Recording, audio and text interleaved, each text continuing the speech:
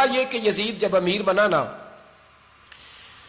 دو تین چیزیں ہوتی ہیں جب کسی بندے کو قابو کرنا ہوتا ہے، دو تین چار پانچ چیزیں ایسی ہوتی ہیں جس سے بندہ قابو آتا ہے. تو اس نے بھی فوری طور پہ، یزید نے دیکھا میرے لیے مسئلہ کیا بن سکتا ہے. ولید بن عتبہ اس وقت مدینے کا گورنر تھا. یزید نے اس کو خط لکھا کہ امیر عرب کا رواج آج بھی ہے کہ جب تک نئے خلیفہ کی بیعت نہیں ہو جاتی پرانے کے انتقال کی خبر ہی نہیں دیتے، اس کو رکھے رکھتے ہیں. یہ ان کا طریقہ ہے. وہ کہتے ہیں کہ ولی عہد اچھی طرح قبضہ کر لے پھر بتائیں گے. حضرت امیر معاویہ کا وصال ہو گیا، بتایا نہیں. یزید نے اب کیا کیا، کیونکہ بڑا چلاک آدمی تھا، بڑا شاطر تھا، بڑا تیز تھا، بڑا عجیب اس کا مزاج تھا. یہ چلاک لوگ زندگی میں ہمیشہ دھوکہ کھاتے ہیں. چلاکیاں انسان کو گراتی ہیں اور اتنا منہ چھیل جاتا ہے کہ منہ پہچانا ہی نہیں جاتا. بندہ اپنے آپ کو رب رسول کے حوالے کر دے تو اللہ بڑی بہترین جزائیں عطا کرتا ہے.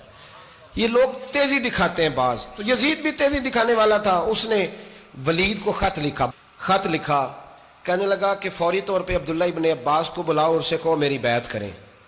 یہ جو بیعت ہوتی تھی نا، یہ بھی سن لے کیا ہوتی تھی. یہ بیعت حلف ہوتا تھا. حلف کہ میں اللہ رسول کے نام پہ حلف دیتا ہوں کہ میں یزید کی اطاعت کروں گا، میں اس کے خلاف کوئی بغاوت نہیں کروں گا. کوئی یہ بیعت لوگ سمجھتے ہیں کہ بس ہاتھ پکڑنے کا نام بیعت تھا. اس بیعت کا متبادل جمہوری ملکوں کے اندر ووٹ آیا ہے، اس کا متبادل لفظ. تو کہا بیعت کرے. حضرت عبداللہ ابن عباس کو بھی بلاؤ، عبداللہ بن زبیر کو بھی بلاؤ، امام حسین کو بھی بلاؤ. امام حسین آدھی رات کے وقت بیٹھے تھے مسجد نبوی میں، چونکہ پانچوں نمازوں کی آپ امامت کرتے تھے. ہن اللہ خیر کرے جڑا نماز پڑھائے ہو مولوی تو جڑا ٹل پائے ہو پیر، جڑا مہینہ نہ نہائے چھوٹا پیر تو جڑا 6 مہینے نہ نہائے ہو بڑا پیر. کہتے بابا پہنچے ہیں، کڑے چھڑے جو پہن لیے. بھائی امام حسین تو نمازیں پڑھاتے تھے، مولا علی تو نمازیں پڑھاتے تھے، مسجد کے خطیب تھے. اب اس کو تو مولوی کہہ دیا جاتا ہے بیچارے کو. تو ملنگ کون ہوتا ہے جی؟ کہتے جڑا کپڑے کٹ پائے. کیا تماشا ہے، قوم جدھر دل کرتا ہے نکل جاتی ہے. امام حسین نماز پڑھا کے عشاء کی بیٹھے تھے جناب عبداللہ بن زبیر. عبداللہ بن زبیر کون تھے؟ یہ نبی پاک صلی اللہ علیہ وسلم پھپھی کے پوتے تھے اور جناب صدیق اکبر کے نواسے تھے. حضرت عبداللہ بن زبیر اور جناب زبیر بن عوام عشرہ مبشرہ صحابی ہیں، ان کے بیٹے تھے. بہت زیرک آدمی تھے. یہ بھی امام حسین کے پاس بیٹھے تھے. عبداللہ ابن عباس بھی تھے جو حضور کے چچا کے بیٹے ہیں، اس امت کے پہلے مفسر ہیں قرآن پاک. یہ لوگ بیٹھے تھے. تو ولید نے ایک بندہ بھیجا، اس نے آ کے کہا جناب آپ کو گورنر صاحب نے بلایا ہے. تو عبداللہ بن زبیر کہنے لگے حسین اس وقت بلانے کی بات سمجھ میں نہیں آئی. تو امام حسین بڑے بصیرت والے تھے، اللہ نے بصیرت دی تھی. کہنے لگے عبداللہ آپ کو سمجھ نہیں آئی، مجھے سمجھ آ گئی ہے، امیر معاویہ وصال کر گئے اور یہ ہمیں جو بلایا گیا ہے نا یہ یزید کی بیعت کے لیے بلایا گیا ہے. تو کہا پھر آپ آدھی رات کو نہ جائیں، آپ کے لیے خطرہ ہوگا. تو امام حسین فرمانے لگے خطرہ حسین کو نہیں ہوتا، حسین کو خطرہ نہیں. کہا پھر بھی آپ مہربانی کریں ذرا احتیاط سے جائیں. تو جناب عبداللہ ابن زبیر نے، عبداللہ ابن عباس نے 14 بندے نیزے دے کے تلواریں دے کے امام حسین کے ساتھ بھیجے اور کہا کہ امام حسین اگر اس نے کوئی غلط ملت بات کی نا، زبردستی بیعت کرنے کا کہا تو آپ بس کوئی ایک بات اونچی آواز میں کر دینا، یہ سپاہی پیچھے آ جائیں گے. امام حسین ان 14 بندوں کو لے کے گورنر ہاؤس پہنچ گئے.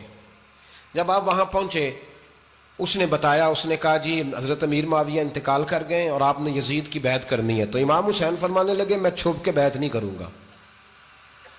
مجمع لگاؤ، جمعے والے دن اعلان کرو، جو طریقہ ہے حضرت ابو بکر صدیق کا، جو طریقہ ہے حضرت عمر فاروق کا، جو انداز حضرت عثمان غنی کا ہے، جو مولا علی کا ہے، سر عام اعلان کرو. اگر ساری دنیا یزید کی بیعت کرے گی تو میں بھی تیار ہوں. تم مجھ سے بیعت لے کے پھر لوگوں کو بتانا چاہتے ہو کہ حسین بیعت ہو کر رہے ہیں تو تم کیوں نہیں کر رہے؟ میں عام آدمی نہیں ہوں لہذا چھپ کے بیعت نہیں کرتا. جب یہ بات کی نا تو ولید بڑا نرم دل تھا اور امام حسین کی شان کو جانتا تھا. وہ جانتا تھا یہ نبی پاک کا خاندان ہے. اس نے کہا جی مجھے تو حکم تھا، باقی آپ حضور کے نواسے ہیں، میں کر کچھ. وہاں ایک بڑا بدبخت شخص بیٹھا تھا عبد الملک بن مروان.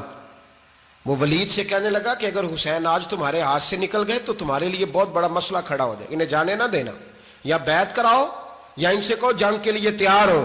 تو امام حسین رضی اللہ تعالیٰ عنہ کے کانوں میں آواز گئی تو فرمانے لگے ابن مرجانہ اگر تیرے اندر جرت ہے تو آ سامنے حسین کے، اس کے کانوں میں باتیں نہ کر، کانا پھوسی نہ کر، باہر آ میدان میں، شرارت نہ کر، باہر آ، میں تمہیں ابھی بتاتا ہوں کہ حسین سے مقابلہ کرنے کا انجام کیا ہے۔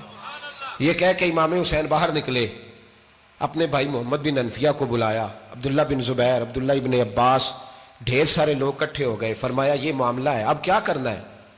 یاد رکھیں ووٹ برادری کا نہیں ہوتا، ووٹ برادری کا نہیں، ووٹ دین کا ہوتا ہے۔ جو بندہ دین کے، ملت کے، مذہب کے معیار پہ پورا نہ ہوتے اسے حکمت کے تحت بھی ووٹ دینا جائز۔ ہاں یہ بات سچی ہے تو بہرحال سچی ہے، یہ یاد رکھ لے۔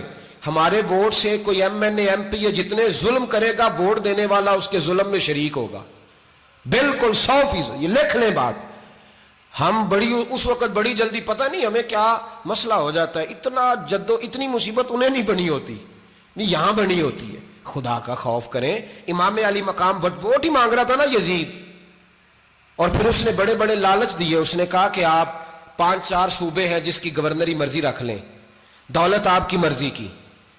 تو پھر آج ہمیں بھی لوگ مشورہ دیتے ہیں، کہتے ہیں مسجد میں سیاست نہیں ہونی چاہیے۔ میں نے کہا کیا کریں، یہ امام حسین ہمیں مجبور کر گئے، کوئی نہ کوئی بات کرنی پڑ ہی جاتی ہے۔ امام علی مقام نے فرمایا چھپ کے ووٹ کی بات، بیعت کی بات نہیں ہو سکتی۔ آپ نے جا کے لوگوں سے مشورہ کیا تو وہ کہنے لگے حضور وقت ابھی مناسب نہیں ہے، آپ اس طرح کریں یہاں رکیں، ہم مکے سے، عراق سے، کوفے سے لوگوں کو بلاتے ہیں، یہاں ایک بڑی مجلس مشاورت قائم کرتے ہیں۔ امام حسین فرمانے لگے اگر تم مشاورت قائم کرو گے تو ولید اور عبد الملک بن مروان وہ تو جنگ کرنے کو تیار ہے، اور نبی پاک نے فرمایا ایک مینڈا ہوگا جس کی وجہ سے مدینے کی گلیوں میں لہو بہے گا۔ فرمانے لگے میں وہ بکرا، وہ مینڈا نہیں بننا چاہتا۔ کہا پھر آپ کیا کریں گے؟ تو امام حسین رو پڑے، فرمانے لگے میں مدینہ چھوڑ جاؤں گا لیکن مدینے کی حرمت پامال نہیں ہونے دوں گا۔ امام علی مقام آدھی رات کے وقت نکلے۔ سیدہ فاطمہ کا دروازہ ایک اس دن تھا جس دن حضرت مولا علی کوفے چلے گئے تھے، اور دوبارہ آج تالا لگا جب امام حسین نکلے۔ آپ جنت البقیع کے پیچھے کھڑے ہو کے حضور کا روضہ دیکھنے لگے۔ اس وقت گنبد تو نہیں ہوتا تھا، روضہ دیکھنے لگے۔ نانا تیرے کرم کے خزینے کی خیر ہو، میں جا رہا ہوں تیرے مدینے کی خیر ہو۔ سارا خاندان لے گئے، مکے تشریف لے گئے۔ حج کے ایام قریب آنے والے تھے۔ امام حسین نے وہاں لوگوں سے باتیں کی۔ جب امام حسین وہاں سے پہنچے تو کوفے سے خط آنے لگے۔ کوفہ حضرت علی کا دارالخلافہ تھا، وہاں آپ کے محبین، پیار کرنے والے ڈھیروں تھے۔ انہیں خط لکھے کہ حضور آپ چپ کر کے بیٹھے ہوئے ہیں اور ہمارے اوپر یزید مسلط ہو گیا ہے، آپ اگر میدان میں نہیں نکلیں گے، آپ نہیں آئیں گے تو ہم اللہ کی بارگاہ میں شکوہ کریں گے کہ کوئی ہماری کمان کرنے کو تیار ہی نہیں ہوا۔ اور وہ خط 1 2 3 نہیں آئے، وہ خط اتنے تھے کہ 3 بوریوں میں بھرے تھے امام حسین نے، 3 بوریوں میں۔ اب مجبوری ہو جاتی ہے، حق کے لیے کئی دفعہ بات کرنا مجبوری ہوتی ہے، اگر نہیں کرے گا تو پھر اس کو بھی قبر میں جواب دینا پڑے گا۔ امام علی مقام رضی اللہ تعالیٰ عنہ نے مکے میں اب لوگوں کو جمع کیا مشورے کے لیے۔ ہر بندے نے کہا حضور وہ بلا تو رہے ہیں پر اپنے وعدوں کے پکے بڑے کم لوگ ہوتے ہیں، بڑے کم لوگ، جسے زندگی ہو پیاری وہ یہیں سے لوٹ جائے۔ میرے قافلے میں شامل کوئی کم ظرف نہیں ہے، بڑے کم لوگ ہوتے ہیں جو ارادوں کے، وعدوں کے ہمیشہ ساتھ چلنے کے پکے ہوتے ہیں، ورنہ بڑے لوگوں کو گرمی لگنے لگتی ہے، بڑے لوگوں کی مشکلات آتی ہیں، بڑے لوگ ایسے ہوتے ہیں جن کی مجبوریاں بن جاتی۔ کہا حضور وہ پکے نہیں، آپ نہ جائیں۔ ہر بندے نے کہا حالات ٹھیک نہیں، حالات گراؤنڈ ریالٹی صحیح نہیں، یہی مشورہ آج بھی ہر بندہ دیتا ہے، ابھی حالات نہیں۔ اتنے خراب حالات کبھی نہیں ہوئے تھے جتنے امام حسین کے دور میں تھے، لیکن فرمایا میں دین کے خلاف غلط حکمران کو مسلط ہونے کی اجازت مزاحمت کروں گا، مخالفت کروں گا۔ امام کہنے لگے کوئی بات نہیں، وہ میرے ساتھ چلے نہ چلے لیکن میں کوفے جاؤں گا، وہ لوگ میرے ساتھ کھڑا ہونے کو تیار ہے تو وہ جھوٹ ہے یا سچ ہے پر میں چلوں گا۔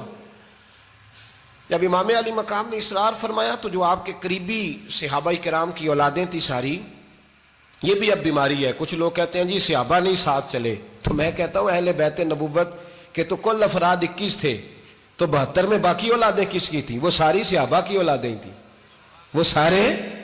پتہ نہیں کیوں اس طرح کا فلسفہ بیان کیا جاتا ہے جس میں حالات خراب ہو۔ حضرت سیدنا امام علی مقام کو جب بہت زیادہ کہا گیا نا تو امام حسین رضی اللہ تعالیٰ عنہ نے فرمایا چلو میں ایک کام کرتا ہوں، مسلم بن عقیل کو بھیجتا ہوں، حضرت علی کے بھتیجے ہیں، امام حسین رضی اللہ تعالیٰ عنہ کے چچا کے بیٹے ہیں، حضرت عقیل کے صاحبزادے مسلم بن عقیل بڑے سمجھدار آدمی تھے، معاملہ فہم تھے، بڑے جری تھے، اتنا زبردست مشورہ کم لوگ دیتے ہیں جتنا حضرت مسلم بن عقیل دیتے تھے۔ ان کو بھیجا گیا کوفے۔ اب اس میں بڑی تفصیل ہے، وہ اپنے 2 بچے بھی لے گئے۔ جب وہ کوفے پہنچے نا تو کوفے پر جناب نعمان بن بشیر کی حکومت تھی، آپ گورنر تھے اور اہل بیت سے بڑی عقیدت رکھنے والے، نرم رویہ۔ عبید اللہ ابن زیاد کوفے کا گورنر نہیں تھا، یہ کسی اور علاقے کا تھا۔ جب آپ وہاں پہنچے تو نعمان بن بشیر نے دیکھا کہ حضرت مسلم بن عقیل آئے ہیں، تو لوگ دوڑے ان کی بیعت کرنے، بھاگے۔ اتنے لوگ جمع ہوئے کہ ایک دن میں 17,000 آدمی نے بیعت کر لی۔ تو تم پتہ ہے نا، جڑا الیکشن لڑتا ہوں راتی جیت کے ہی سوندا ہے، وہ فاتح ہوتا ہے، ہر روز جیتتا ہے، پتہ اسی دن چلتا ہے جس دن الیکشن کا ریزلٹ اناؤنس ہوتا ہے۔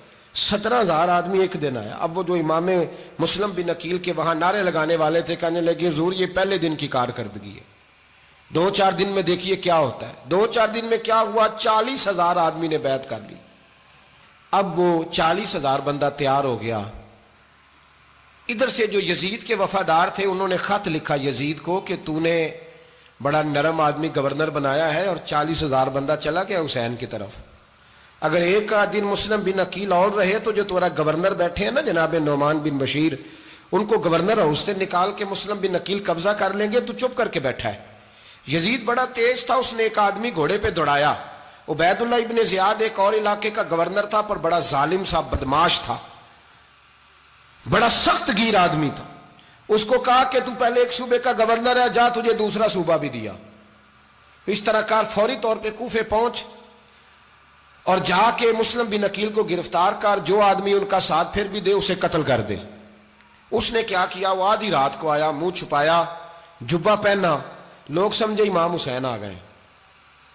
بہت سارے لوگوں نے اس کے نعرے بھی لگائے۔ وہ چپکے سے داخل ہوا اندر، اور چپکے سے داخل ہو کے اس نے سب سے پہلا کام یہ کیا کہ نعمان بن بشیر رضی اللہ عنہ کو معزول کیا، کوفے کے گورنر ہاؤس پہ قبضہ کیا۔